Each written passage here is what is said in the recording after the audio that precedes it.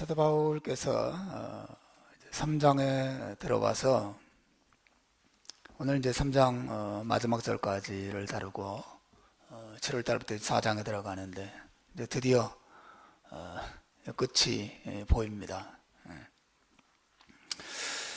이제 3장에 들어와서 사도가 우리에게 말하고 있는 주제는 한마디로 주 안에서 기뻐하라 라고 하는 것이죠. 주 안에서 기뻐하라. 이 내용을 보시면 사도가 계속해서 주님 밖에서 기쁨을 구하는, 예수님 밖에서 기쁨을 찾는 사람들에 대한 경고를 던지고 있는 것을 우리가 봅니다. 주 안에서 기뻐하라는 말은 주님 밖에서 기쁨을 구하지 말라는 뜻이거든요. 근데 주님 밖에서 기쁨을 구하는 자들이 그 시대에나 이 시대에나 많이 있기 때문에 이 주제가 대단히 중요한 것이죠. 사실 주 안에서 기뻐하는 삶의 모범은 사도 바울 자신이에요. 사도 바울은 사실은 그가 언급했던 유대교주의자들보다도 훨씬 더 주님 밖에서 기쁨을 얻을 수 있는 소스가 많았던 사람이죠. 나라와 민족, 혈통, 가문 흠잡을 데 없었던 사람이었고, 학식 흠잡을 수 없을 만큼 많은 공부를 한 사람이고, 또 율법을 지키는 면에 있어서도 흠이 없다고 말할 수 있을 만큼 바울은 열심을 다해서 하나님 말씀 지키는데 헌신했던 사람이었어요. 그래서 바울은 정말 세상 사람들이 볼 때 일반적으로 보거나 아니면 종교적으로 보거나 자랑할 거리가 많이 있었던 그런 사람이었죠. 하지만 바울은 그 모든 것들을 배설물처럼 여겼다 그랬어요. 바울은 그 모든 것들 안에서 자신의 기쁨을 구하지 않았습니다. 그는 구원을 위해서 오직 예수 그리스도 한 분만을 의지했습니다. 바울은 예수님만 믿었어요. 예수 그리스도만 기뻐했습니다. 예수 그리스도만 자랑했습니다. 그리고 그가 예수 그리스도 안에서 얻는 기쁨이 얼마나 컸던지, 그분을 통해서 구원을 얻는 것으로 만족하지 않고 그분의 사랑을 알아가는 것을 한평생에 표대로 삼을 만큼 달려갔습니다. 구원을 위해서도 예수 그리스도가 그의 삶의 전부였고, 구원 이후에 행복을 누리는 면에 있어서도 예수 그리스도가 사도 바울의 전부였어요.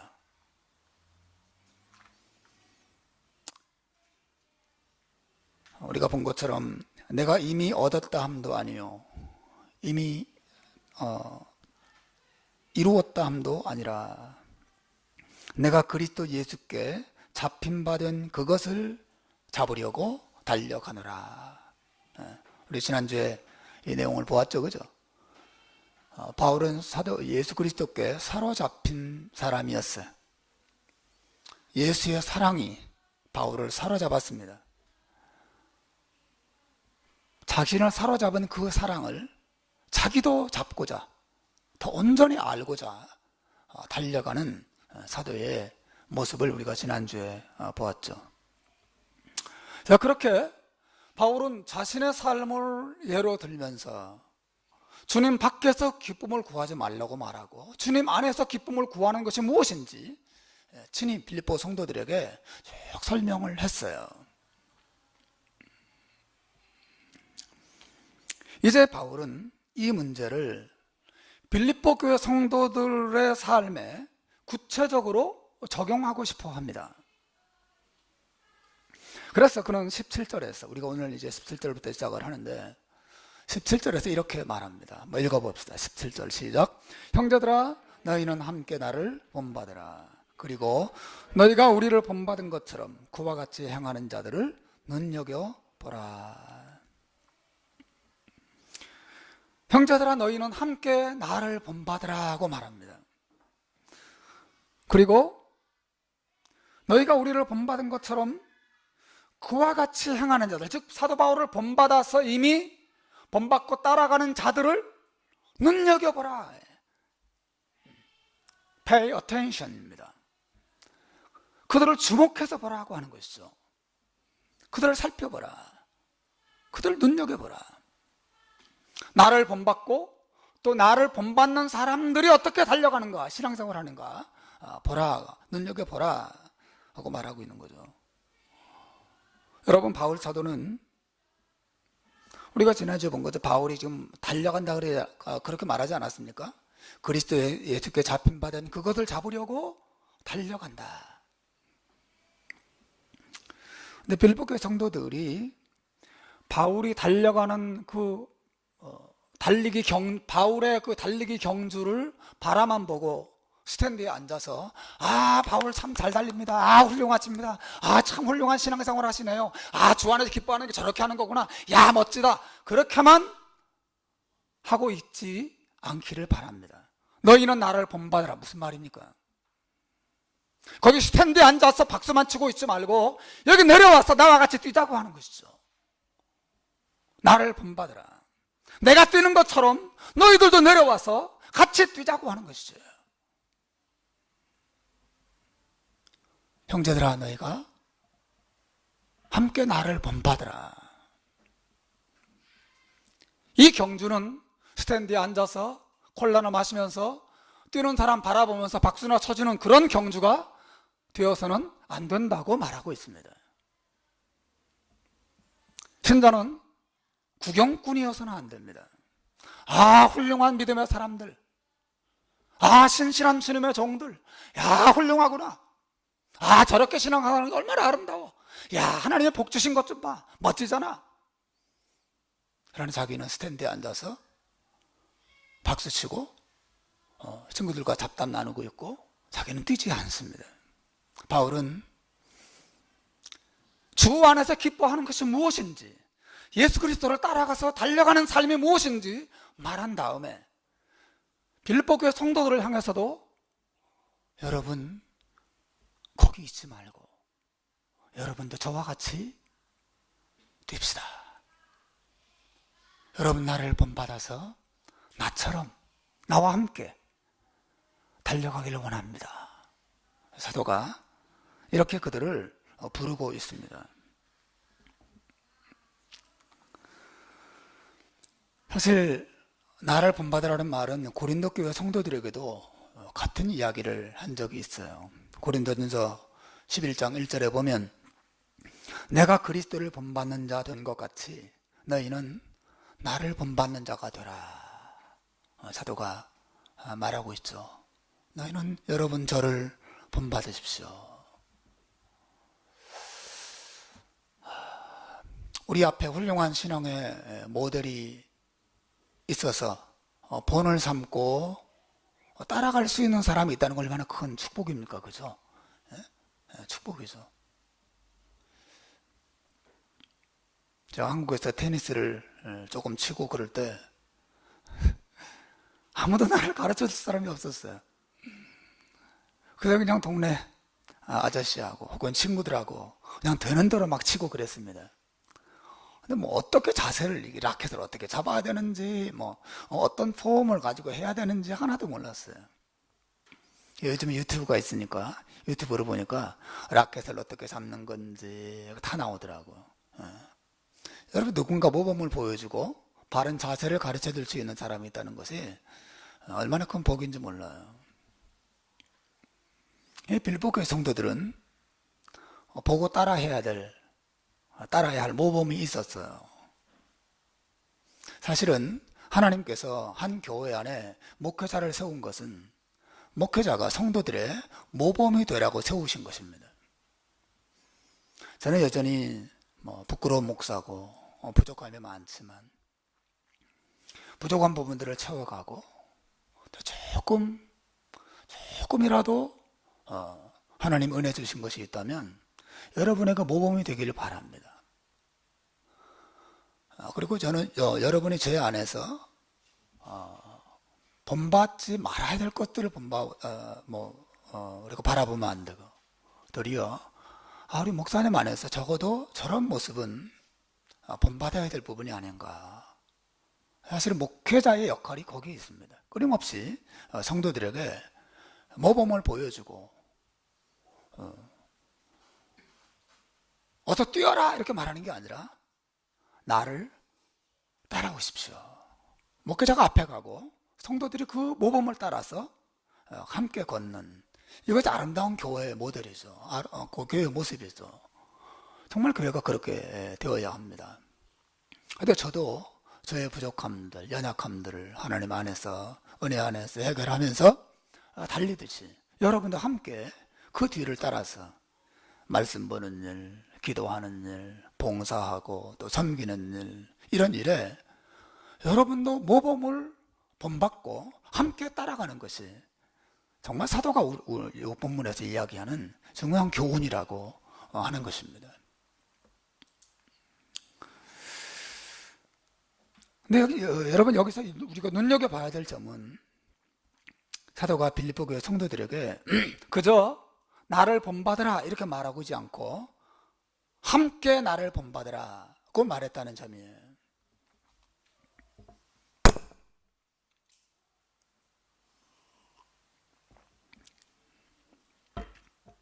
함께 나를 본받으라. 그러므로 형제들아 나를 본받으라 라는 말과 그러므로 형제들아 함께 나를 본받으라 하는 거 어떻게 다를까요?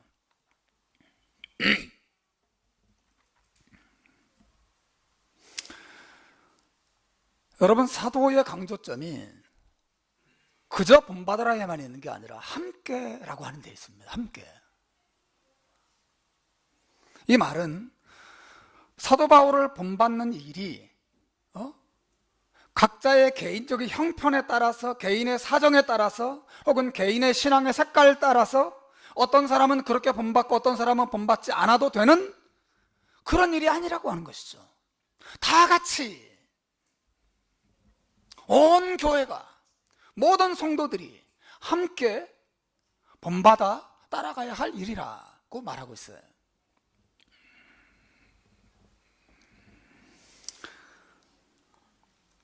온 교회가 함께 또 예외 없이 바울이 달려가는 그 길에 동참할 것을 사도가 요구하는 거죠. 심지어 뭐라고 말했습니까? 그 뒤에 너희가 우리를 본받은 것처럼 그와 같이 행하는 자들을 눈여겨보라고 말합니다. 말하자면 이미 사도 바울을 본받아서 달리는 사람들이 있었다고 하는 것이죠. 그리고 그 대열에 여러분들도 함께 동참하라고 말하고 있는 것입니다.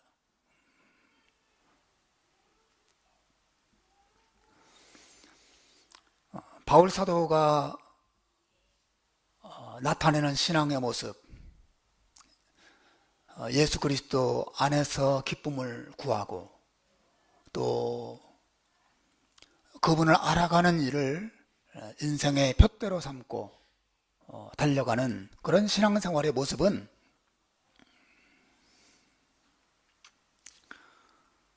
바울 한 사람이나 어느 한 교회만이 달려가야 할, 나타내야 될 신앙의 모습은 아니라는 겁니다.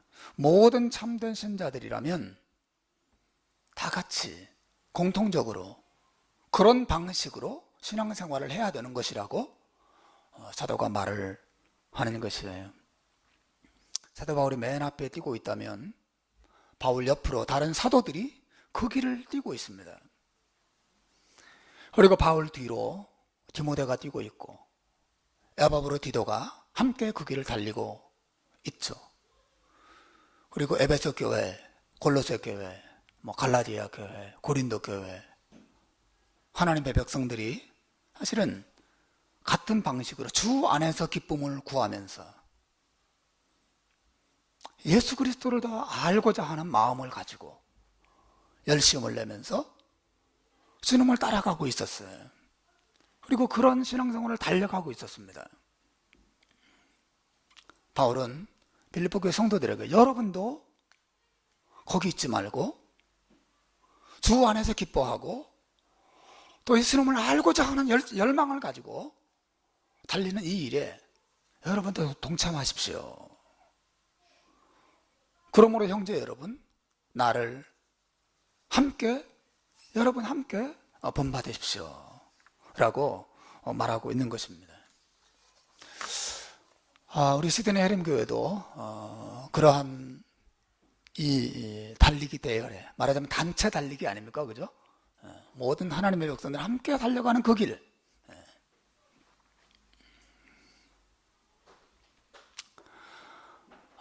그 단체 달리기, 그 단체 그룹에 저와 여러분도 우리 교회도 같이 동참하게 되기를 주님의 이름으로 축원합니다. 가야 하는 거죠. 우리 중에 누구도 그냥 스탠드에만 앉아서 목사님 잘하시는군요, 멋집니다, 박수만 치고 환호만 하는 게 아니라 나도 예수님을 알기 위해서 더 열심히 기도하고, 나도 예수님을 더 깊이 누리기 위해서 하나님 말씀을 가지고 씨름하고, 나도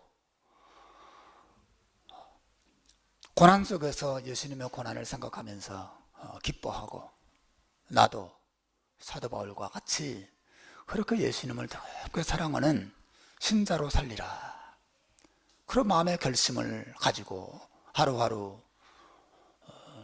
우리의 삶에 적용하면서 살아갈 때 우리의 신앙생활에 진보가 나타나고, 그죠? 여러분 자신이 사실은 신앙생활에 변화가 나타나면 그 달콤한 열매는 여러분이 얻는 것입니다. 그렇지 않습니까? 이거 보니까 집안에서 아빠 한 사람이 변하면 온 가족이 달콤한 열매를 얻어요. 엄마가 변하면 온 가족이 행복합니다. 그죠? 내가 변하면 사실은 내 주변 사람들이 나의 변화로 인한 축복을 누리게 되는 거죠.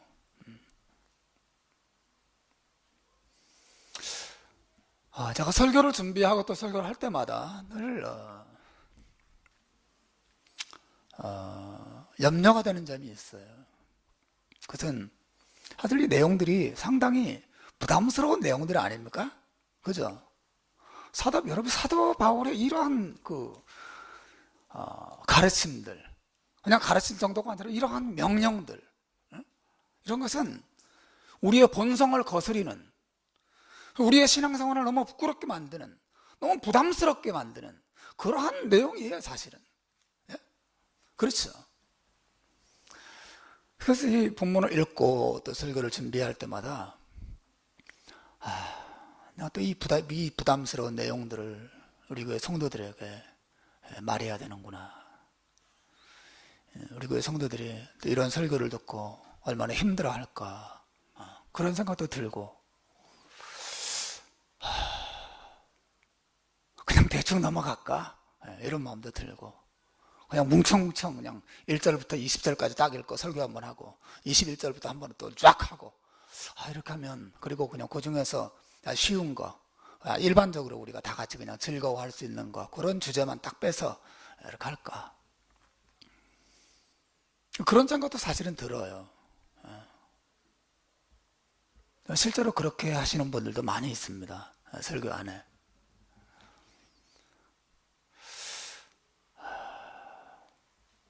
근데 확실한 것은 그렇게 하는 것을 하나님이 기뻐하지 않는다는 생각이 제게 있습니다. 그것은 사실은 제가 여러분에게 부담을 주는 게 아니라 성경이 여러분에게 부담을 주는 거거든요, 정확히 말하면. 그렇지 않습니까? 제가 부담을 주는 건 아니에요. 저는 여러분과 원수신 것도 없고, 여러분도 저에게 빚진 것도 없고, 제가 여러분에 위해 여러분한테 이렇게 저렇게 말하고 왜 이렇게 안 하냐, 이렇게 부담 주고 그럴 이유가 하나도 없죠. 저와 여러분은 개인적으로 그런 관계가 전혀 아닙니다. 하지만 저는 여기 서서 성경에 말하는 내용을 여러분에게 전해야 될 책임을 가지고 있고, 여러분이 그것을 기뻐하든지 혹은 부담스러워하든지 웰컴 하든지 아니면 귀를 막든지, 그건 제 책임과는 상관이 없어요. 저는 그냥 이 성경의 내용, 사도가 이야기하는, 정말 바울이 빌립보 교회에 썼던 이 하나님 말씀을 여러분이 있는 그대로 말해야 되는 책임이 제게 있습니다. 그 얘기를 하기로 제가 결심했어요. 그래서 난 정말 듣기 싫다. 너무너무 부담스럽고, 교회 가면 좀 편안하게 쉬다 와야 되는데 부담스러운 말만 잔뜩 듣고 오늘 나 교회 안 간다. 그래서 정말 옛날처럼 우리 가정 한 가정만 이렇게 딱 남게 되더라도 말하리라, 그런 생각이 듭니다. 그게 제 마음이에요. 말하리라.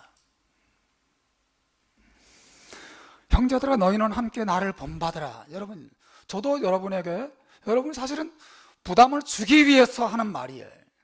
여러분 부담 있게 이 말을 들어야 합니다. 흘려 들으면 안 되고 정말 부담스럽게 들으셔야 돼요. 나를 본받으라.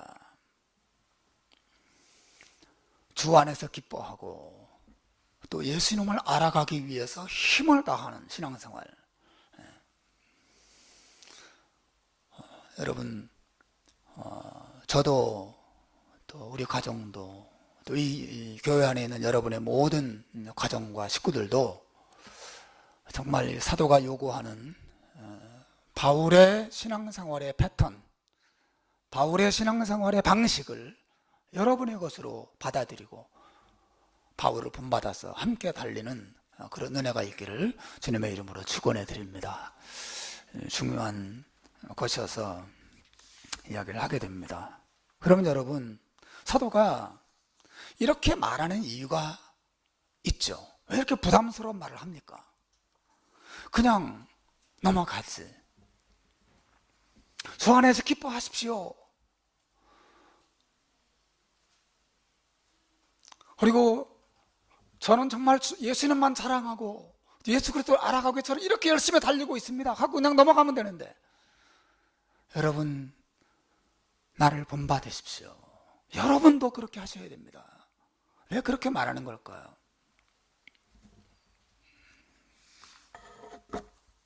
그 이유는 교회 안에 이러한 길에서 이탈한 사람들이 너무 많았기 때문에 그렇습니다. 교회 안에 신앙생활을 하는데 이런 방식으로 신앙생활을 하지 않고 이 길에서 벗어나는 사람들이 너무너무 많았는데 그들이 너무 심각하고 위험한 상태에 있기 때문이라고 말하고 있어요. 제 말이 아니라 여러분 18절에서 보십시오. 사도가 뭐라고 말합니까? 18절 읽어보십시오. 시작. 내가 여러 번 너희에게 말하였거니와 이제도 눈물을 흘려 말하노니 여러 사람들이 그리스도의 십자가의 원수로 행하느니라. 사도는 자기가 달리는, 또 자기와 함께 모든 사도들 그리고 모든 참된 신자들이 달리는 이 그룹에서 완전히 벗어나서 이탈해서 다른 방식으로 신앙생활을 하는 사람들을 가리켜서 십자가의 원수라고 말하고 있습니다.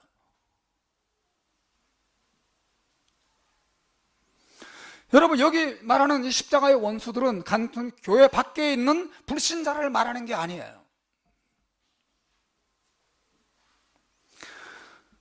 빌립보 교회 안에 들어와 있으면서 입으로는 십자가를 믿는다고 고백하는 신자들 그룹 안에 있는 사람들을 말하는 것이에요. 교회 안에 십자가의 원수들이 있다는 것입니다. 아주 심각한 얘기죠. 바울은 그들의 신앙생활 태도와 그들의 삶의 모습을 바라보면서 눈물을 흘리고 있습니다. 그리고 그들이 자신과 함께 달리는 이 그룹 안으로, 이 무리 안으로 들어오기를 바라고 있어요. 그리고 이미 잘 달리고 바울과 함께 잘 달리고 있는 이 신자들이 십자가의 원수로 행하는 자들에게로 끌려가지 않기를 바라고 있습니다.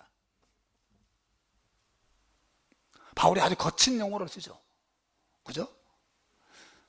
이제도 내가 여러 차례 여러분에게 말했지만 이제도 다시 말하는데 너무나 많은 사람들이, 제가 눈물을 흘리면서 말합니다. 너무나 많은 사람들이 그리스도 예수의 십자가의 원수로 행하고 있습니다. 여러분, 바울을 본받지 않는, 바울의 방식으로 예수 그리스도만 의지하고 그를 기뻐하고 그분을 알아가기 위해서 힘쓰는 이러한 삶을 본받지 않는 그룹을 십자가의 원수라고 부른다면, 저는 바울을 본받고 바울과 함께 예수 그리스도를 따라가는 이 무리들을 십자가의 친구들이라고 부르고 싶어요. 오늘 설교 제목이 십자가의 친구들입니다. 여러분, 이 세상 사람들은 어떤 면에서 두 종류의 사람뿐이에요. 십자가의 친구들이냐, 아니면 십자가의 원수들이냐, 둘 중 하나예요. No gray zone, 중간지대가 없습니다. 나는 어디에 속했는가 한번 생각해 보셔야 돼요.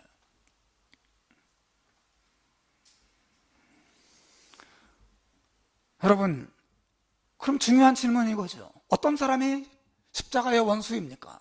그들의 특징이 무엇입니까?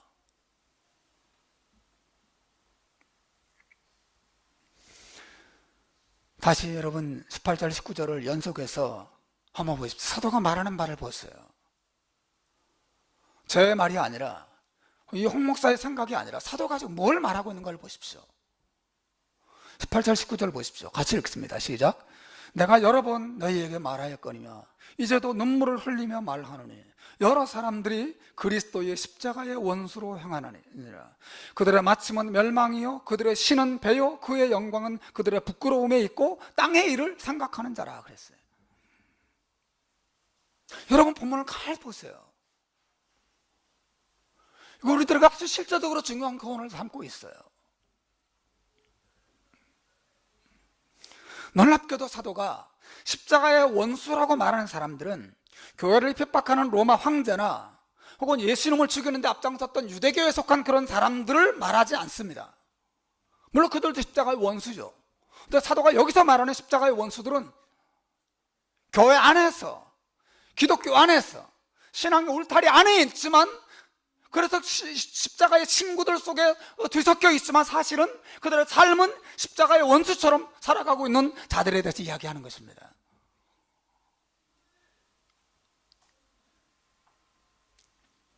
그들은 어떤 사람입니까? 그들의 마침은 멸망이요 그들의 신은 배요 그 영광은 그들의 부끄러움에 있고 땅의 일을 생각하는 자라. 말하자면 그 사람들은 자기 육체의 욕망을 위해서 살아가는 사람들이에요. 한마디로 말하면 그들은 쾌락주의자들입니다. 혹은 그들은 감각주의자들이에요. 또 그들은 현실주의자들이에요.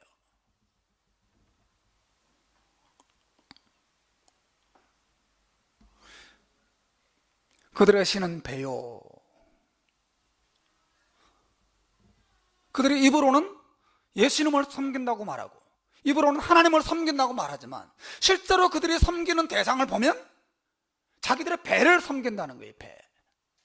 그들의 신은 배요.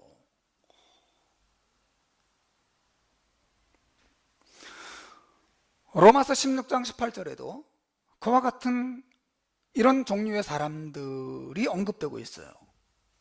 우리 한번 읽어보십시오. 시작.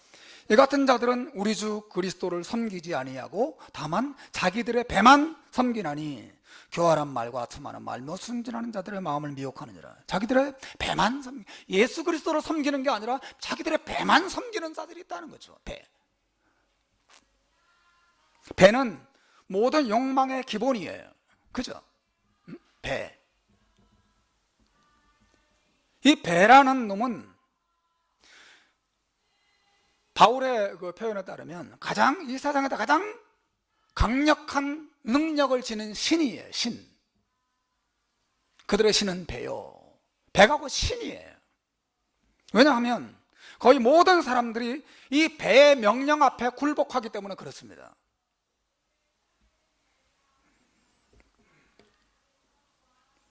제가 한때 재밌게 읽었던 소설이 있어요. 정말 유럽식 교육인가라고 하는 책인데, 거기 보면 재미있는 장면이 나옵니다. 전쟁이 일어났어요. 이제 두 소년이 만났습니다. 한 소년은 돈자루를 가지고 있고 또 한 소년은 감자자루를 가지고 있습니다. 여러분 누가 더 세겠습니까? 돈자루를 가진 사람과 아이와 감자 자루를 들고 있는 아이, 누가 더 힘이 세겠어요? 감자가 세죠. 여러분 똑똑하시네. 전쟁통이니까 먹을 게 없어요. 근데 이 돈자루를 지닌 애가 감자자루를 가진 아이에게 다가옵니다. 돈을 조금 동전 몇 개 꺼내더니 내가 줄 테니까 감자 줄래? 굉장히 거만하게 감자를 달라고 손으로 흥정을 합니다. 감자를 가진 애가 거들떠 보지도 않습니다. 그리고 아무 말 없이 자기 감자를 계속 먹습니다. 계속 감자를 하나 까서 먹고 또 하나 까서 먹고, 또 돈 가진 애 너무너무 배가 고픈 거예요. 자꾸 감자 자루에 감자가 줄어 들어가요. 돈 더 줄게. 내가 더 줄 테니까 감자 하나만 줘. 나중에는 웁니다. 내가 다 줄 테니까 나 감자 하나만 줘. 울면서 감자를 요구합니다. 결국은 이 아이 앞에 무릎을 꿇어요. 그리고는 자신의 모든 것을 들면서 그 감자 하나만 달라고 울부짖는 그런 장면이 나와요. 참 재밌죠. 사실은 그 돈자루를 든 아이가 감자자루를 든 아이 앞에 굴복하는 것은 그 아이에게 굴복한 게 아니라 사실은 배의 명령에 굴복한 것이죠. 배가 비면 불행해집니다. 배를 채워야 행복합니다. 그게 인간입니다. 또 지금 배가 채워졌더라도 배가 비워져서 또 채울 것이 눈앞에 없으면 불안해집니다. 항상 배를 섬겨줘야 돼요.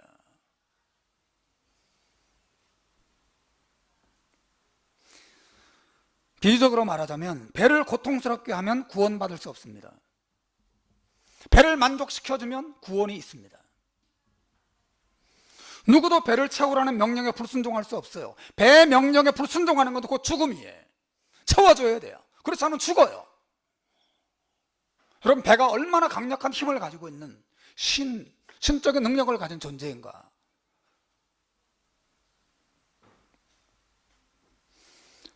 그래서 모든 인간들은 배라고 하는 신에게 정기적으로 제물을 바쳐야 합니다.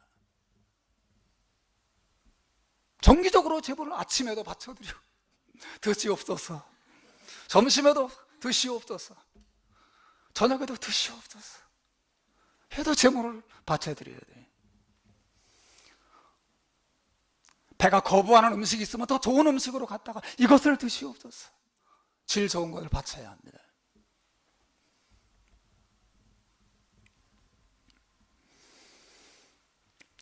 오늘 먹을 것만이 아니라 1년간 자기 한평생, 심지어 자자손손에 배를 채워줄 것을 예비해 두어야 합니다. 그것을 위해서 사람들이 일하고 공부하고 수고하고 애쓰고 싸우고 전쟁을 하는 것이죠. 배를 위해 사는 것입니다. 배. 저희의 신은 배요. 굉장히 의미심장한 말이죠. 온 세상 사람들이 이 배를 섬기고 배를 위해서 살고 배를 위해서 헌신합니다. 여기서 말하는 배는 단지 우리 안에 있는 이런 어떤 스토먹, 위만 말하는 게 아니라 인간이 지니고 있는 모든 욕망의 대명사예요. 배. 내가 가지고 있는 모든 욕망들을 배라는 말로 지금 표현한 것입니다. 저희의 신은 배요라고 말할 때 그것은 이 십자가의 원수로 행하는 사람들이 자기 육체의 욕망만을 위해서 살아가는 존재란 말이에요. 정말 이해하시겠어요? 입으로는 나는 예수님을 믿어요, 입으로는 나는 하나님을 섬깁니다 라고 말합니다. 그러나 실제 그의 삶을 바라보면 그는 자기 육체의 욕망을 채우는 일을 위해서만 모든 생각과 모든 마음을 쏟으면서 살아가고 있는 것이에요.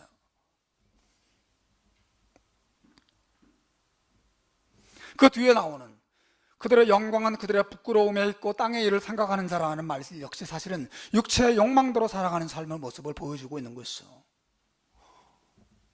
온통 자기 몸이 무엇을 원하는가?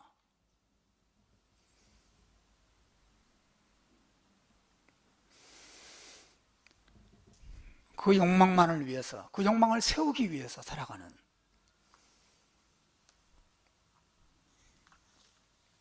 그들은 바로 십자가의 원수들이 향하는 삶의 모습이라고 하는 것이에요. 반대로 여러분, 십자가의 친구들은 어떤 사람들입니까? 십자가의 친구들은 예수 그리스도를 사랑하고 정말 하나님을 사랑하는 사람들은 어떤 욕망을 가지고 살아갑니까? 그들은 그러면 밥에 대한 욕망이 없습니까? 그들은 편안한 침대에 대한 욕망이 사라진 사람인가요? 멋진 남자나 여자를 보면 성적인 욕망을 느끼는 거 다 없어진 사람들이 참된 신자고 십자가의 친구들인가요? 아니에요. 참된 신자들에게도 그런 욕망이 있지요. 하지만 그들에게는 전혀 새로운 욕망이 시작된 사람이에요. 그 욕망은 다른 게 아니라 하늘에 대한 욕망입니다.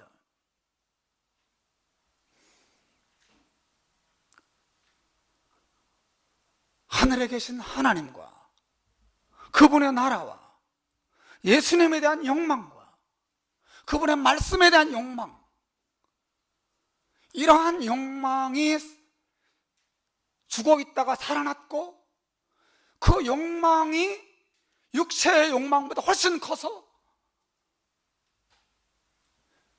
배를 섬기기 위해 살아가는 게 아니라 하나님과 하나님의 영광을 위해서 자신의 삶을 헌신하는, 영혼의 욕망을 키워가는, 만족시키기 위해 살아가는 사람들이 참된 신자들, 십자가의 친구들이라고 말합니다. 여러분 20절과 21절에서 하늘에 대한 그들의 욕망이 어떻게 나타나는 걸 보십시오. 20절 21절 우리 같이 읽읍시다. 시작. 그러나 우리의 시민권은 하늘에 있는지라. 거기로부터 구원하는 자 곧 주 예수 그리스도를 기다리노니 그는 만물을 자기에게 복종하게 하실 수 있는 자의 역사로 우리의 낮은 몸을 자기 영광의 몸의 형체와 같이 변하게 하시리라. 우리의 시민권은, 즉 여기 말 우리는 십자가의 친구들을 말하죠. 우리의 시민권은 땅에 있는 게 아니라, 호주에 있는 게 아니라, 한국에 있는 게 아니라 하늘에 있다고 말합니다. 우리는 하늘에 속한 자란 말이죠. 또 거기로부터 우리의 구원자 예수 그리스도를 기다리는 자라고 말하고 있어요.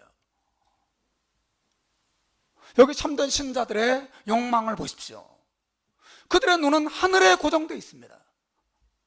하늘에 계신 하나님, 우리가 장차 올라갈 그 나라, 그리고 그곳에 계신 예수 그리스도와 그분의 세상에 다시 오실 날을 바라보고 살아가는 자들이라고 말합니다.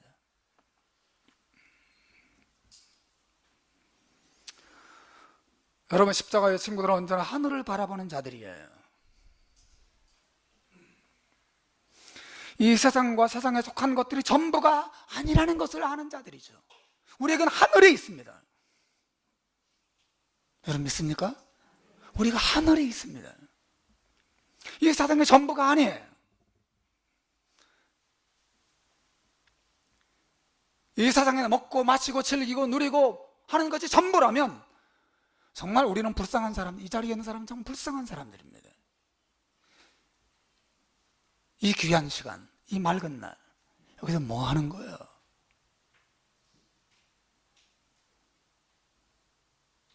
바울은 정말 불쌍한 사람입니다. 자신의 부와 명예와 모든 것을 버리고 만물의 찌꺼기처럼 그렇게 살았어요. 왜 그가 그렇게 살 수 있었습니까? 그는 이 세상이 전부가 아니라는 걸 알았기 때문에 그렇죠.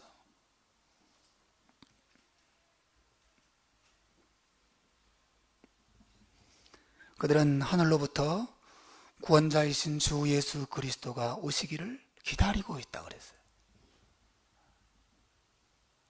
여러분 안에 이런 기다림이 있습니까? 그분과의 만남에 대한 기다림이 있습니까? 그리고 그날이 올 때까지 그분을 생각하고 그분을 가까이 하고 그분과 교제하고 그분의 사랑을 누리고 그 사랑을 더 깊이 알게 해달라고 기도하고 그분을 추구하며 살고 있습니까? 그 십자가의 친구들의 욕망이라고 말하고 있어요.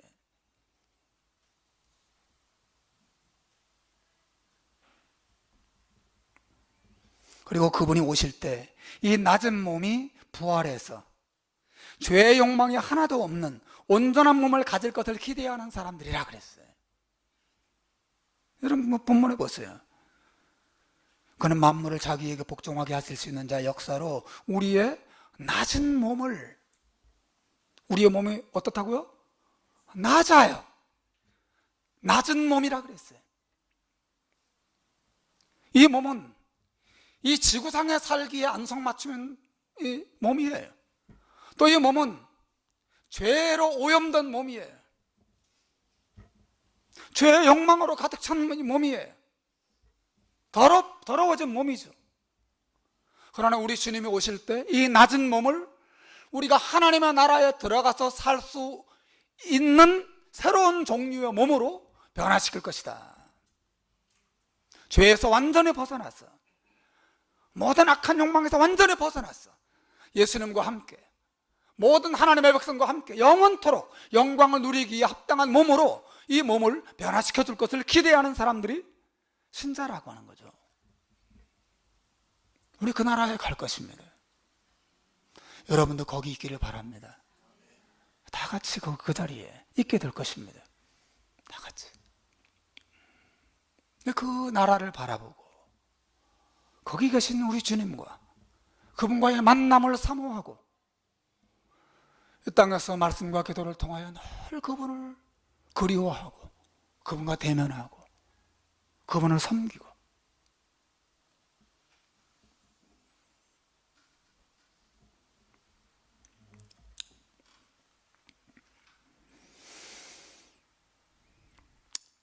바울이 골로새서 3장 1절 2절에서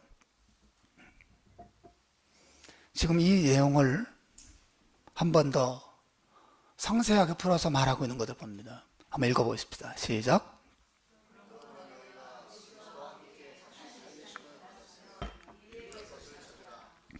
그리스도께서 하나님 우편에 앉아 계시느니라. 위의 것을 생각하고 땅의 것을 생각하지 말라.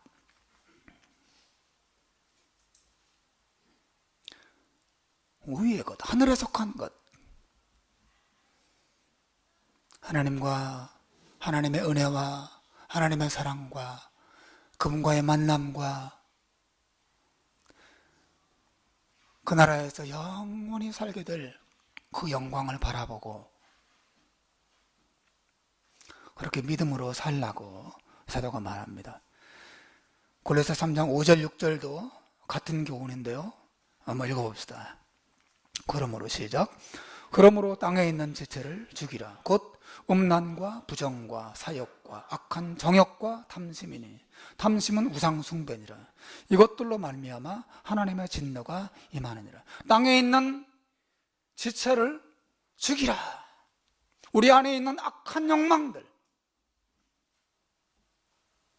그것에 종로로 타지 말고 그것을 위해서만 살아가지 말고 도리어 그 악한 욕망들을 죽이라고 말하고 있어요. 음란함, 부정과 개인적인 욕망과 악한 정욕과 탐심, 이 세상 것들을 욕심내는 것들. 탐심은 곧 우상숭배라고 말해요. 왜? 내가 탐내는 그 대상이 하나님을 대신하니까 우상숭배예요.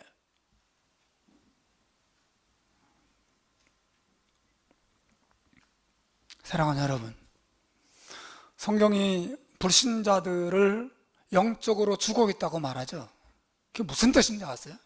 영적으로 죽어 있는 사람, 영혼이 죽어 있는 사람은 영혼이 없다는 말이 아니라 영적인 욕망이 없는 사람이에요. 하나님 말씀에 대해서, 예배에 대해서, 기도에 대해서, 그리스도의 사랑에 대해서 하나님 말, 이 거룩하고 영적인 것들에 대한 욕망이 전혀 없는, 욕구를 욕구를 못 느껴. 욕구가 없어요. 죽은 사람이죠. 살아난 사람은 누구예요? 이 영적인 욕구가 시작된 사람이에요. 그 영적인 욕망이 있어요. 그리고 밥을 먹고 좋은 옷을 입고 좋은 침대에 자도 이 영혼의 욕망, 하나님의 은혜와 사랑으로 채워지는 이 영혼의 욕망이 채워지지 않으면 행복할 수 없는 사람이죠. 이 사람은 그리스도인입니다. 그리고 영적인 욕구가 있더라도 영적인 욕구가 너무 미미해, 너무 약해. 기도를 해도 2, 3분이면 끝나. 더 이상 할 말도 없고, 기도하고 싶은 마음도 안 들고, 주일날이 오면 아주 기쁜 게 아니라 주일이 또 왔네, 왜 이렇게 자주 와? 그렇게 생각하고, 영적인 욕망이 너무 약해. 왜 그래? 없지는 않지만 사실은 영혼이 병든 것이죠. 병들어 있는 것입니다. 하나님 말씀을 읽고 기도하는 것에 대한 열망이 사라져가는. 저는 이 금요기도회에, 우리 교회 금요기도회에 더 많은 사람이 오기를 바라요. 저는 기도회를 대단히 중요하게 여깁니다. 왜냐하면 기도의 욕구는 그 사람 개인과 공동체의 영적인 건강의 척도예요. 정말 그렇습니다. 성령으로 충만하면 기도하고 싶어져요.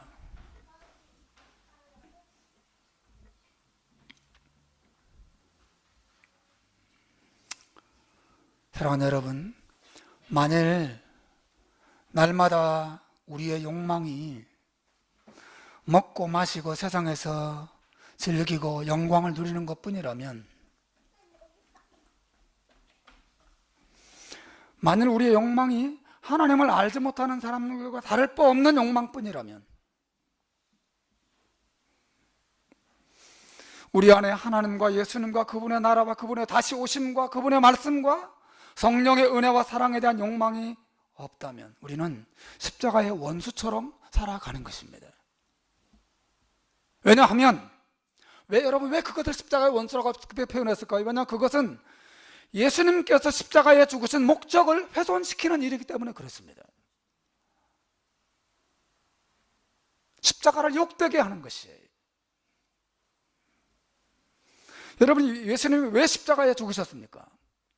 로마서 6장 6절에서 바울이 말합니다. 우리 같이 읽읍시다. 시작. 우리가 알거니와 우리의 옛사람이 예수와 함께 십자가에 못 박힌 것은 죄의 몸이 죽어 다시는 우리가 죄에게 종노릇하지 아니하려 하매니, 예수님의 십자가에 죽으신 목적은 우리 안에 있는 모든 악하고 더러운 죄의 욕망을 십자가에 못 박아서 죽이도록 하시려고 십자가에 죽으신 것이에요. 예수님. 그리고 예수님은 다시 살아나셨죠. 우리도 예수 그리스도 안에서 새 생명 가운데 부활한 것이죠. 영적인 면에서.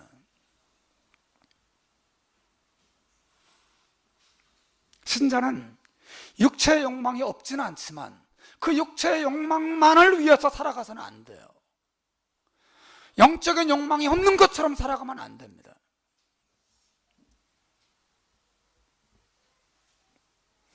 갈라디아서 5장 24절에서 사도가 더 명확하게 이야기합니다.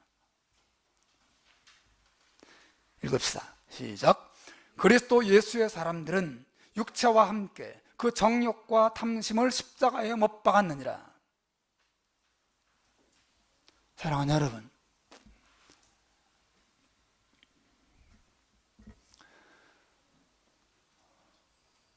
사도가 왜 자신의 배만 섬기면서 육체의 욕망이 전부인 것처럼 살아가는 사람들을 십자가의 원수라고 하는지 이해가 되시죠? 십자가를 욕되게 하는 것입니다. 나는 예수님의 십자가를 믿어요, 예수님 십자가 나의 죄를 용서했어요, 나를 구원했어요 말하지만 사실은 여전히 죄의 욕망의 지배 아래서 그게 전부인 것처럼 살아간다면 십자가를 욕되게 하는 것이죠. 그러므로 십자가의 원수라고 사도가 표현한 것이에요. 너무나 많은 사람들이 이렇게 교회 안에 있지만 너무나 여전히 많은 사람들이 그렇게 살아가고 있기 때문에 내가 눈물을 흘린다고 사도가 이야기하고 있어요. 얼마나 마음 아픈 이야기입니까?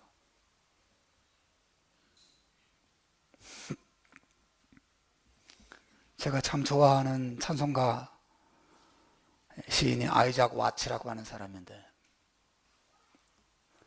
아이작 와치의 주 달려 죽은 십자가라고 하는 곡이 있죠.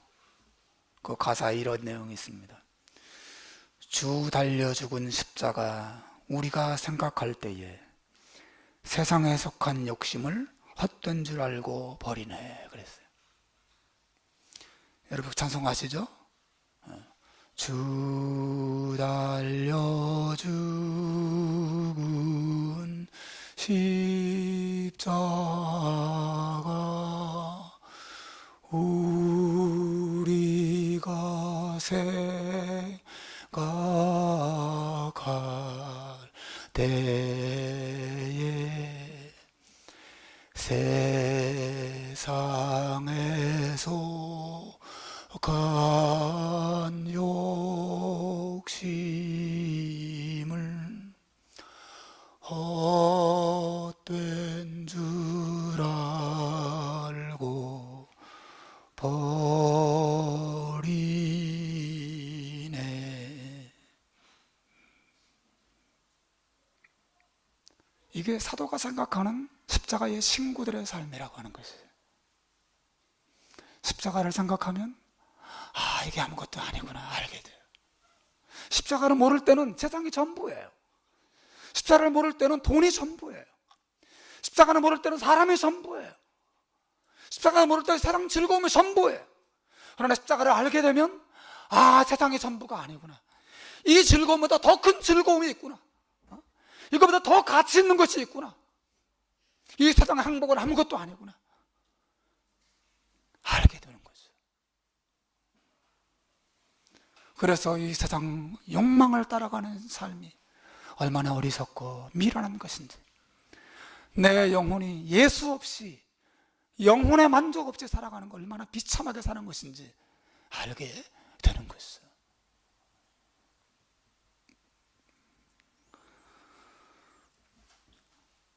사도는 앞에서 3장 초반부에서 주님 밖에서 기쁨을 구하는 유대교주의자들에 대해서 말했죠. 그들은 율법주의자로서 자신들의 종교적인 행위와 열심 안에서 기쁨을 구하는 사람들이었어요.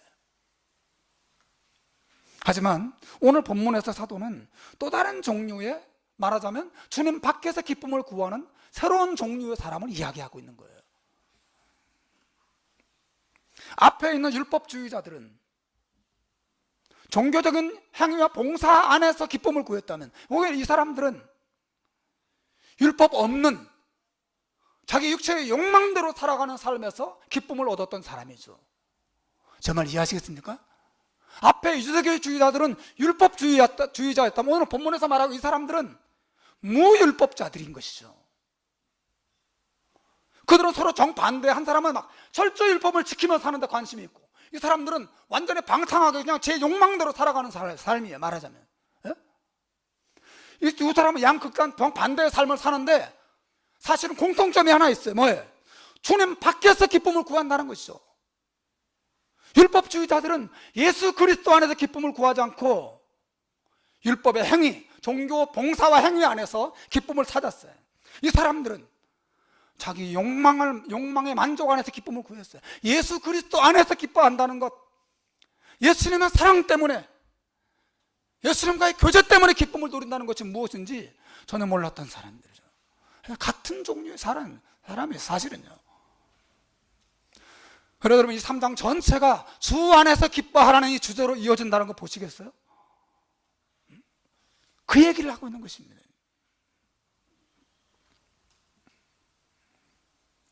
여러분, 신자는 주 안에서 기뻐하는 자들이에요. 온 세상이 육체의 욕망을 채우기 위해서 살아가요. 정말 그렇습니다. 이 세상에 달려가는 걸 보세요. 그들의 기쁨과 행복은 자기의 육체가 전부예요. 더 많은 돈, 더 큰 집, 더 많은 쾌락, 더 질 좋은 음식, 그리고 그런 걸 가지고 사람들 앞에 의시되는 것, 그게 그들의 행복과 만족의 전부예요. 심지어 오늘 본문에서 사도는 교회 안에 있는 신자들조차 그 흐름에 휩쓸려 떠내려가고 있다고 말하고 있어요. 십자가를 믿는다고 말하면 사실 십자가의 원수로 행하는 그 신자들을 보면서 바울이 눈물을 흘리고 있다고 말하고 있어요. 저는 이게 주님의 눈물이라고 생각합니다.